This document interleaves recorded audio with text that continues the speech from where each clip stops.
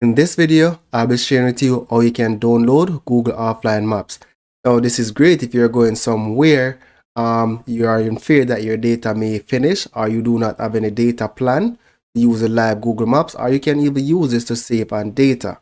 What you need to do when you're on Wi-Fi, if you're saving data, you can do this using your data plan as well, is select your profile.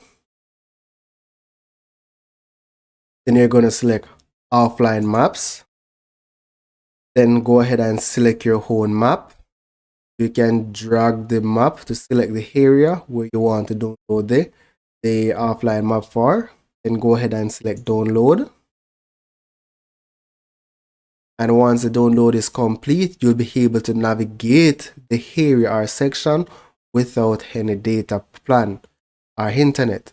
And that's basically it. Don't forget to leave a like or comment on the video.